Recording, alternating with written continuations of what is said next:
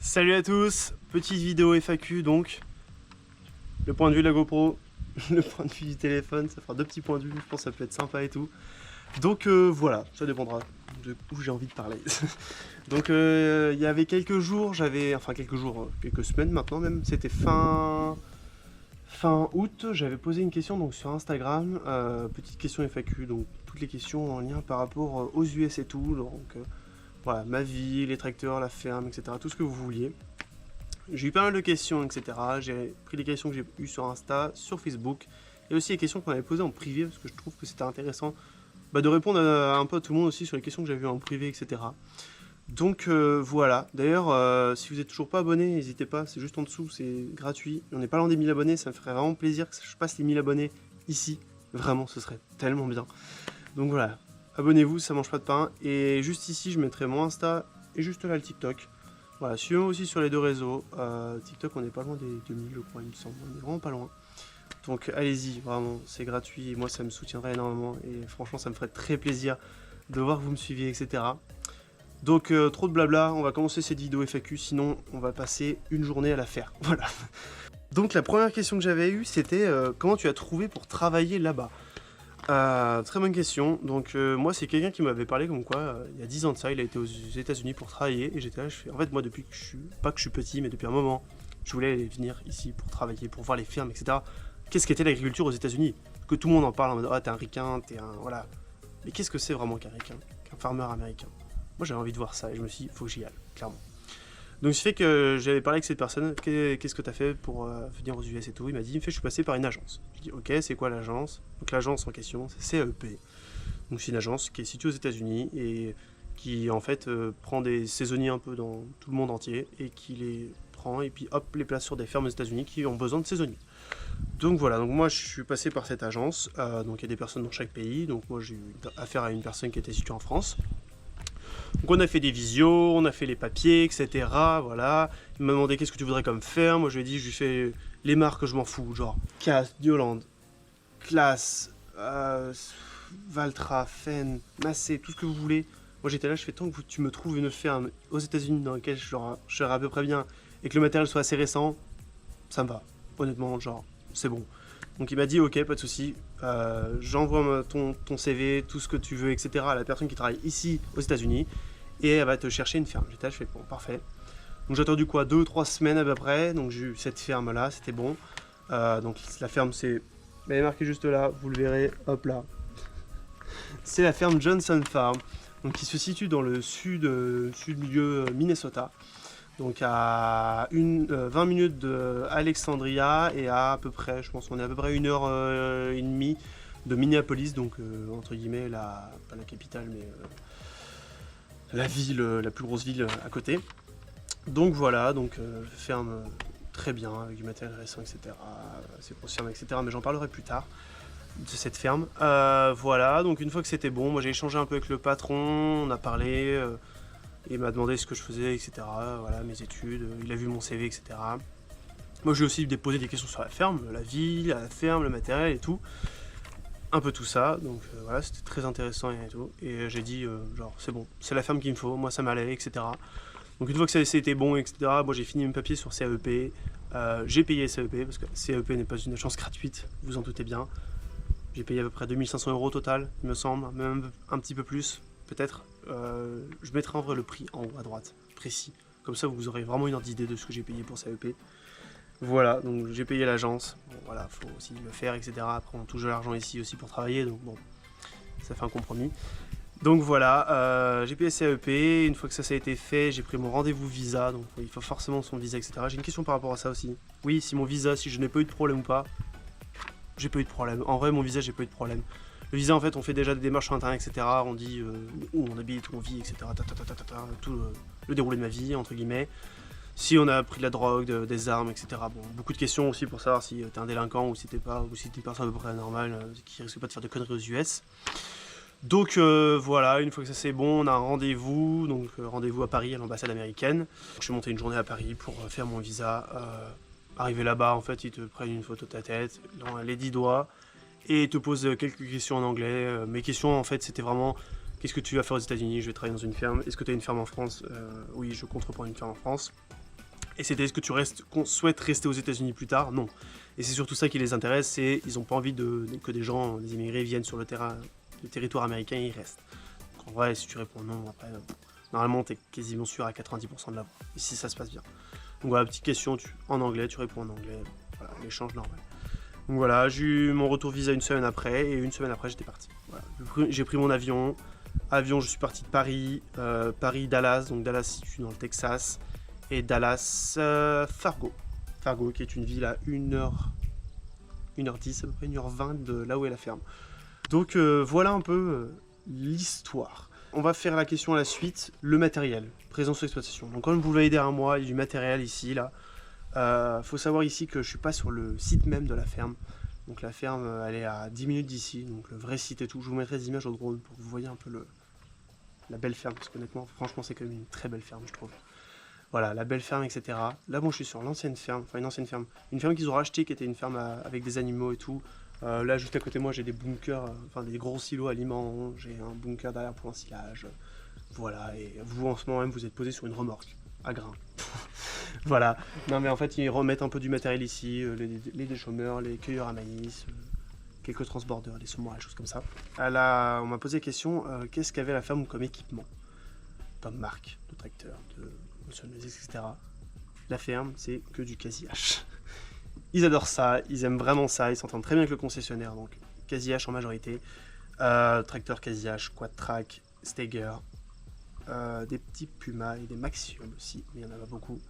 Et moissonneuse, donc des Axial Flow 8000, je sais plus précisément le chiffre, je vous le mettrai juste ici, parce que je me rappelle plus. Mais voilà, que du quasi-H, semoir, les planteurs à maïs et à soja, on est sur du quasi aussi. Le semoir à blé, on est sur du quasi-H aussi, oui. Et les transborders, c'est du Elmertz. Je mettrai le nom ici parce que c'est imprononçable. Je n'arrive pas à le dire, mais je vous mettrai une petite image et le nom juste à côté. Voilà, cueilleur à maïs, on est sur des Geringoff. Et les barres de coupe, on est sur des McDown de 13,7 m, il me semble. Et les pick-up, c'était des quasi-H. Voilà. Donc voilà un peu le matériel. Les camions, c'est que des Kenworks. Et les pick-up, ce sont des Ford. Voilà. Et le patron m'a fait une petite... m'a expliqué un peu. Vous avez vu peut-être sur les stories ou autres, et je mettrai quand même des images. Les pick-up sont blancs sur la ferme, les tracteurs sont rouges, et les camions sont bleus. Et ces trois couleurs sont les couleurs du drapeau américain. Voilà. La petite pensée au drapeau américain qui est quand même présent partout ici. Donc voilà un peu les histoires des couleurs, etc. Il y a eu une question aussi sur la moyenne des terres en hectares et le total de la ferme. Je vais parler en acres parce que c'est plus simple. Mais je vais peut-être le dire en hectares, ou je vous mettrai les chiffres en hectares au pire juste ici, comme ça vous comprendrez un peu mieux. Ici, l'exploitation cultive entre guillemets, et récolte et tout, 10 000 hectares. À eux, je crois qu'ils ont 10 000 hectares, 10 000 acres, pardon. Ici, ils font, je pense, 8 000 ou 7 500 acres à eux, qui sont à eux, et ils font 2 500 ou 2 000 à peu près, qui sont à un autre exploitant, mais qui travaille aussi sur la ferme en fait. Donc en fait, il est ouvrier sur la ferme, mais il fait sa ferme à côté, donc voilà. Ils font le semis, la pulvée, l'engrais et les moissons sur sa ferme. Voilà, et après il y a l'autre partie, parce que l'exploitation possède 2 sites, un site dans le Minnesota où je suis actuellement, et un autre site dans le Nord Montana. Donc ici on est à Evansville, voilà, si vous voulez aller voir sur la carte, je vous mettrai un petit point sur la carte. Et l'autre site est à Wolf Point, Nord Montana. Voilà, Montana c'est à 10 h d'ici, pas la porte à côté quand même, faut le dire. Et donc voilà, ils ont un deuxième site là-bas, là-bas il me semble c'est 5000 acres, donc voilà, je vous mettrai les chiffres en haut comme je vous ai dit. Voilà, et après il y a aussi la partie harvesting, donc récolte, donc il y a l'exploitation, et la partie donc prestation de service, donc récolte, moisson, etc. Donc j'en parlerai juste après. Donc voilà un peu la surface de la ferme, etc. Comment ça se passe. Je vais vous parler maintenant tout de suite un peu de comment ça s'est passé quand je suis arrivé ici. Donc je suis arrivé ici, je suis resté 3 jours sur le site de la ferme, donc visite des champs, de la ferme, de l'atelier, etc. C'était très intéressant, on m'a un peu appris, etc. Pas mal de choses, donc c'était pas mal. Après, donc je suis parti 4 ou 5 jours à peu près, donc dans le Nord Montana, donc à la Wolf Point, donc pour faire la récolte donc sur la deuxième ferme. Moi je suis arrivé, ils avaient quasiment fini les récoltes, on a fait 4 jours de récolte et après c'était fini. Et ce qui s'est passé, c'est que de base je vais rester sur la ferme. Et en fait, il manquait quelqu'un sur l'équipe de récolte. Donc on m'a dit, si ça te dérange pas, tu vas aller avec l'équipe de récolte et tout. J'ai dit, pas de souci, moi je suis chaud, genre on va faire de la récolte et tout, j'étais content. Donc là, on était à Giraldine, qui est une ville dans le sud Montana. Donc il faut savoir que le Montana, beaucoup de personnes s'imaginent, c'est les grandes forêts, les grandes montagnes, etc. Oui, c'est ça le Montana, mais c'est la partie ouest. 80% du Montana, ce sont des grandes plaines arides, désertiques, il n'y a rien. Vraiment rien. Je vous mettrai une petite image. Il n'y a rien. Vraiment. C'est des grandes plaines déserts, voilà. Donc j'ai été à la ville de Géraldine, j'y ai passé 2 semaines et demie avec l'équipe de récolte. Franchement, des très bons moments, une super équipe, une très bonne entente, voilà. J'ai fait beaucoup de transborder majoritairement, j'ai fait un peu de moisson aussi, etc. C'était intéressant, c'était diversifié et tout, la vie était un peu différente. Mais c'était sympa et tout, j'en parlerai un peu de la vie, des journées type et tout. Mais voilà. Et ce fait que j'ai eu des questions quand j'étais dans le sud de Montana. Une personne m'a posé une question, c'est... tu dis comme quoi tu ramasses avec des pick-up, pourquoi vous ramassez avec des pick-up? Et tu parles comme quoi il y avait des histoires de pierre. Alors, ce qui fait que le blé là-bas, dans le sud Montana, il est coupé avec des enjambeurs, donc une grande barre de coupe de 13 mètres avec des poussières à peu près, enjambeurs, paf, ça te fait un an en arrière. Et donc derrière, nous on passe après avec l'émotionneuse et un pick-up, donc un pick-up à peu près français, c'est normal, hein, un pick-up européen, un type européen, avec dos en plastique qui remonte le blé et en fait qui avale. Donc ce système-là permet de moins monter de cailloux. Il y en a qui vont me dire, oui mais au pire ton blé tu le coupes plus haut et tu ne manges pas les cailloux. Je suis totalement d'accord avec vous, j'ai pensé la même chose au début, je me suis dit pourquoi il ne coupe pas plus haut. L'histoire du blé là-bas c'est qu'il est déjà très petit, il est très bas, genre moyenne du blé on est sur mon bras est là, ma main est là, on est sur cette hauteur-là, donc très petit clairement. Donc ce qui fait qu'en fait ils peuvent pas se permettre de couper haut, parce qu'en fait s'ils coupent haut ils ramasseraient rien, genre ce serait compliqué. Dès qu'ils le coupent et après ils le ramassent comme ça. Donc ce qui fait que voilà, on ramassait avec ça, donc avec le pick-up on monte moins de pierres qu'avec une coupe, on en monte quand même forcément de temps en temps. Après sur le moissonneuse il y a le bac à pierre, faut faire attention, voilà, faut toujours regarder, très surveiller, lier son pick-up etc. Mais ça se fait. Donc voilà, c'est pour ça qu'on récolte avec des pick-up. Là-bas les pierres c'était majoritairement des galets, donc parce que terre sableuse, donc en vrai pas forcément de danger de mise en feu etc. comme du silex ou autre, donc c'est pas trop dérangeant. Mais voilà un peu l'histoire. Les types de terre, parce que j'ai aussi une question sur les types de terre. Donc au Montana, on était majoritairement sur du sable, la terre sableuse, quand même très sableuse. Voilà, et ici on est plus sur de la terre argile majoritairement quand même, vraiment. Et voilà, Montana, c'est des terres quand même très arides. Ils font que des cultures ils font que du blé. Moi je sais quand j'étais au Wolf Point, sur la ferme, ils faisaient du blé, lin, moutarde et petits pois. Voilà, c'est les seules cultures qu'ils font. Pas de culture de printemps, entre guillemets. Enfin, pas de culture de printemps. Pas de maïs, soja, qui demandent de l'eau, parce qu'en fait là-bas c'est très aride, donc ça sert à rien de faire des cultures qui demandent de l'eau. Par contre ici, l'inverse total, très mouillé. Ici on est dans la région des 10 000 lacs, donc vraiment du maïs et du soja. Il n'y a que ça. Un peu de luzerne, un peu de blé, mais très rarement, parce qu'ici l'hiver c'est négatif tout le temps, de la neige partout, point. Ils cherchent pas à comprendre. Donc c'est pour ça que voilà, ils font majoritairement du maïs ici et du soja, voilà, parce qu'il y a de l'eau et ils sont très jolis les maïs et les soja. Très très joli, vraiment. Donc voilà un peu l'histoire. J'ai eu l'histoire de mon logement si je dormais bien. Donc ici, j'ai ma petite maison, ma cuisine, mon salon, mon petit salon, ma chambre et ma salle de bain. Donc c'est une très belle maison, franchement je suis très content dedans. Donc vraiment voilà, petite maison sympathique. Quand j'ai été au Wolf Point, donc dans le Nord Montana, c'était une grande maison, on était 4 dedans, donc les salariés de la ferme en majorité. Donc c'était sympa aussi, on avait une cuisine partagée, mais on avait chacun entre guillemets notre douche et notre chambre, donc en vrai c'était pas mal. Voilà, et après donc le Sud Montana, très différent. On était 7 dans une caravane, mais c'est une grande caravane quand même, c'est une caravane américaine, donc il y avait 4 chambres, 4 chambres.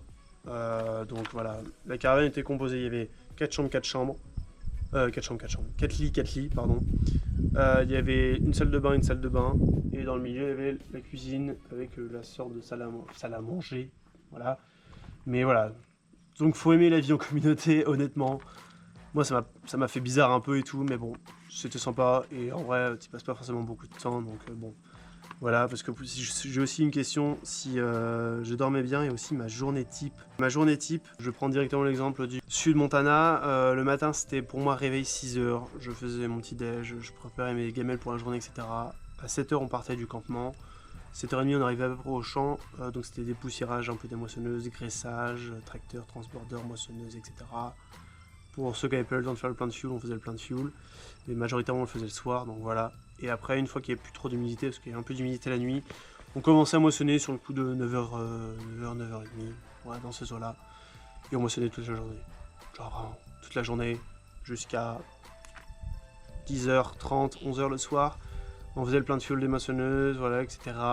On parquait tout au bout du champ, et après, paf, on rentrait au campement. Donc on revenait au campement, il était quoi, 11h30, minuit, minuit 30, ça dépendait des soirs, voilà. Et pour ceux qui avaient faim, ils mangeaient. Moi, je me faisais souvent des gamelles pour manger toute la journée, comme ça, quand j'arrive au campement, paf, ma douche, au dodo. Comme ça, j'ai essayé de gagner du temps pour dormir. Donc voilà un peu la journée type quand j'étais au sud, sud Montana, à Géraldine.